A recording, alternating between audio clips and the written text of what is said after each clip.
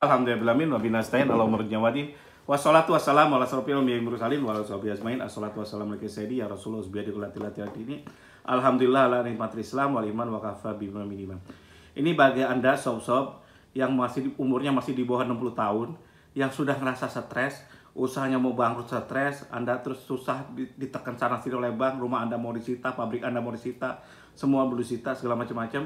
Anda gak kreatif lagi, sudah jadi merasa gagal, atau Anda ditekan DC segala macam-macam, digoblok-goblokin mau aja gitu, sehingga langsung tertanam di otaknya bahwa Anda manusia gagal gitu, manusia goblok gitu. Rubah langsung cepat sekarang, Anda manusia sukses. Dengan cara apa? Lihat video saya, Anda bisa belajar sedikit meskipun saya orang bodoh dulu, orang-orang yang butuh kepintaran, ditarkan lagi. Lihat ini, saya buatin sugesti yang baik bahwa Anda bisa maju lagi. Ini saya kasih bukti ya sob ya, bukan janji ya, bukan hanya abal-abal ngomong. Anda belajar, bukti yang belajar saya, guru saya, salah satu guru saya terbaik adalah pertama ayah saya. Itu guru terbaik. Yang kedua, saya belajar tentang bisnis dari ibu angkat saya. Ayah saya ngajarin saya filsafat termasuk bisnis. Ibu angkat saya orang Chinese, keluarga angkat saya orang Chinese. Yang ketiga, salah satu yang terbaik adalah apa? Mertua saya, Bapak Haji Eko Sukadi, dengan kelebihan dan kekurangannya. Jadi kelebihannya saya pakai, kekurangan saya enggak gitu. Jadi tapi beliau masih agak riba-riba dikit, kadang-kadang masih membolehkan itu. Mudah-mudahan beliau bisa sadar itu. Doain ya sob ya. Tapi itu tadi. Nah, saya lihat sisi baiknya dulu. Ayah saya ini, ayah mertua saya, umur sudah 78 tahun. Itu bertolak belakang dengan dengan ayah saya. Kalau ayah saya waktu itu 60 tahun dia tidak mau bisnis lagi. Dia udah dapat pensiunan, dia jalankan apa yang asetnya dia yang punya, ya udah itu yang dijalankan dulu. Jadi dia udah punya tabungan segala macam-macam, selesai. Saya mau ke akhirat dulu. Dan alhamdulillah beliau almarhum meninggal dan luar biasa. Mudah-mudahan husnul khotimah, luar biasa. Istiqomahnya luar biasa, kalah saya dengan beliau. Dan saya sekarang baru terasa beliau tuh ngajarkan saya dengan pelajaran yang sangat terbaik di dunia. Dan saya sering ngabaikan. Dulu saya udah ngabaikan, kata ayah saya, jangan Wan pakai modal bank dulu. Karena dulu kakekmu itu kayaknya luar biasa sampai kancingnya aja dari emas. Ngobrolnya dengan Soekarno. Terus kalau dia nunjuk di Bandung, ini punya saya, ini punya saya, pernah punya saya, ini punya saya, itu kakekmu. Itu bangkrut oleh satu bank yang sekarang masih ada banknya kayaknya. Dulu pertama bank di Bandung dulu. Saya nggak sebut namanya lah gitu. Tapi intinya itu, dan itu sampai dilelang dulu, dari zaman Belanda dulu. Lelang habis, pabrik habis, semua habis. Majalengka. Jadi habis semua. Malah ada satu manajernya, ini cerita ya. Ini manajernya manajernya ayah saya, salah satu yang kerja di sana. Itu jadi orang gitu. Padahal dia sampai ikut mobil tentara, mobil gimana ke tempat pabriknya itu. Akhirnya jadi manajer, sekarang udah bagus sekarang, punya usaha sendiri. Jadi anak buahnya dia banyak yang sukses gitu. Nah, ayah saya itu seperti itu, nggak kasih tahu.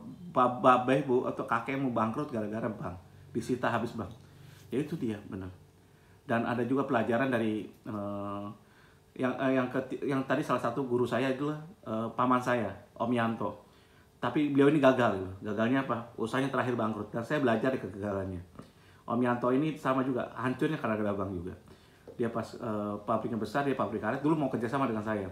Untung saya waktu itu nggak mau riba juga masalahnya gitu.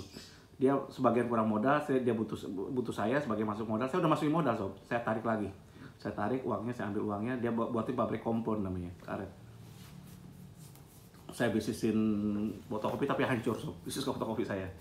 Jadi saya beliin mesin fotokopi dan hancur itu. Tapi om saya juga hancur gitu, gara-gara apa? Bank tadi gitu. Akhirnya semua diambil, pabriknya diambil, kantornya diambil, rumahnya juga tinggal sedikit kecil gitu. Dulu besar, dulu pengusaha yang hebat, kaya banget, kemana-mana dia pakai jas, pakai dasi dulu. Jadi bayangan saya pengusaha sukses waktu itu adalah om saya. Karena orang nggak pakai mobil Mercy, dia pakai mobil Mercy. Terus dia datang, pakai supir dia. Datang ke rumah saya, kalau dia ke Jakarta dari Bandung itu mampir pasti ke rumah saya. Karena orang tua saya itu yang dituakan gitu. Dari rumah saya baru ke tempat lain, ke Jakarta. Atau ke Bekasi, kemana-mana, ke Cilegon dia dulu supaya ke Krakatau. Tapi sekarang bangkrut. Nah itu dari kebangkrutan atau apa menjadi pembelajaran bagi kita. Nah sekarang saya belajar motivasi. Bagi Anda yang masih galau, masih susah kehilangan ide, ini dengerin cerita saya. Oke, mertua saya, coba Anda lihat ya. Malu gak Anda? Mertua saya umur 78 atau 87, saya lupa ya. 87 kayaknya. Itu masih berpikir tentang bisnis sob. Bayangin sekarang.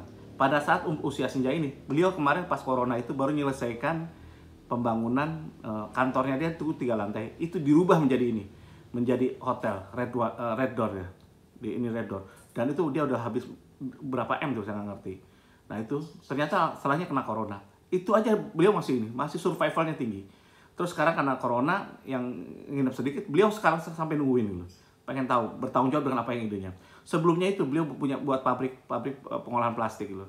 Pengolahan plastik. Kalau shop nanti saat memang ngerti tentang plastik segala macam-macam mau kerja sama boleh hubungi saya. Saya karena tidak ngerti tentang plastik ya. Jadi plastik tuh botol-botol ini aqua segala macam-macam. Dan dia berbagai lah. Itu dihancurkan, dibersihkan, dihancurkan, terus digiling, diekstrak menjadi biji plastik. Itu pabriknya di Mojokerto. Dan sebenarnya beliau kan tujuannya cuma simpel, ingin membantu banyak orang, ingin membantu anak tirinya dia gitu. Kebetulan ayah saya kan menikah lagi gitu. Anak tirinya berusaha, ternyata sekarang karena dia bukan ahli bisnis ya gagal-gagal juga gitu. Kalau shop memang bisa mengerti seperti itu, mau kerjasama silakan, atau mau ambil alih pabriknya silakan gitu.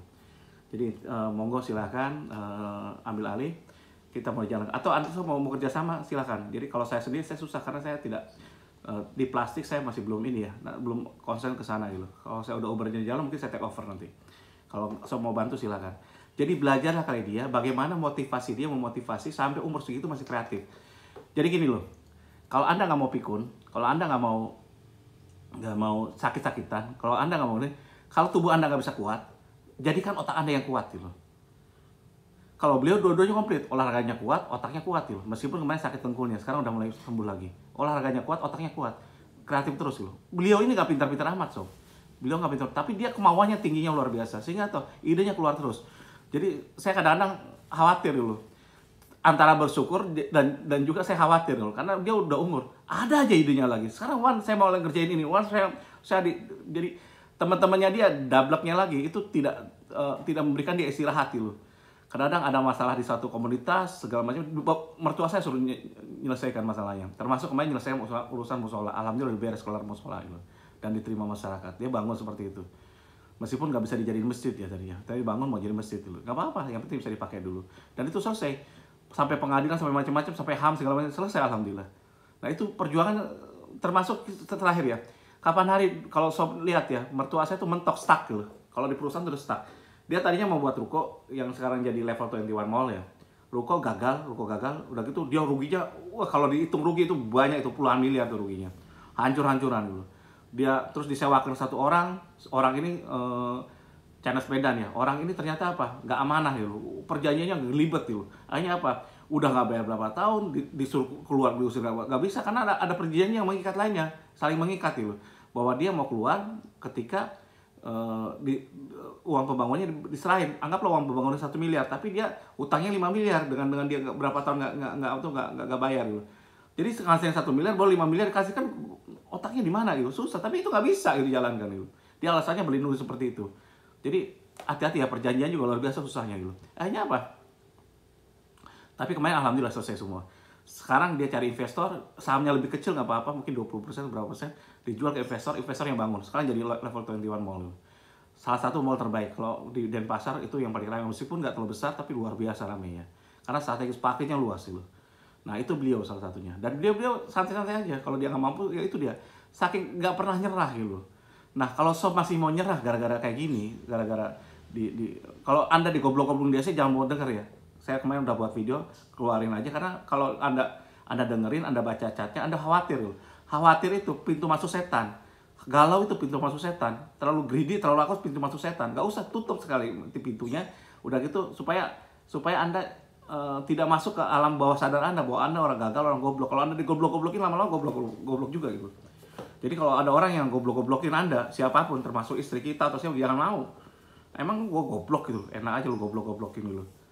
Tinggalin terus keluar gitu. Dan itu nanti balik lagi gitu. Tapi kalau dia yang goblok-goblokin, jangan mau juga gitu. Kenapa? Karena itu akan tertanam di bawah otak sadar. Makanya anda jadi orang tua juga jangan goblok-goblokin anaknya gitu. Bahaya gitu. Jadi anak nanti akan tersimpan di dalam memorinya bahwa kita goblok gitu. Dia goblok. Jadi gak usah main gitu seperti itu. Kita baik-baikan aja gitu. Dan saya pun sekarang tidak lagi mau menghina, ngomong desa pinjol akna, nggak mau saya. kata-kata gitu. Karena apa? Sugesti negatif. Saya sekarang harus memberikan kebaikan. Dan itu saya dikritik loh. Cap kan seperti ini. Ngapain ngomong kita? Ya udah, Cap kan yang penting kita tebar kebaikan. Oh betul, nggak usah nolak lagi. Ya benar. Ya udah, saya tidak mau ngomong kata-kata yang negatif lagi. Mungkin mereka kan berusaha juga ya. Mereka berusaha untuk jilat Anda, saya berusaha untuk bebasin Anda gitu. Kan gitu sama aja gitu. Jadi jangan nyerah, bangkit terus. Kalau Anda nggak bisa bangkit, gabung dengan SKDA, kita usaha bersama berkah gitu. Karena 2/3 sahamnya SKDA, keuntungan SKDA untuk wakaf Uber dan SKDA. Doain mudah-mudahan wakaf Uber SKDA dalam tahun ini, akhir tahun ini bisa di atas 10 M ya. Kalau bisa 100 M. Bisa insya Allah. Demikian dari saya, kalau salah baca salahnya, wabillahi taufiq wal hidayah. Wassalamualaikum warahmatullahi wabarakatuh.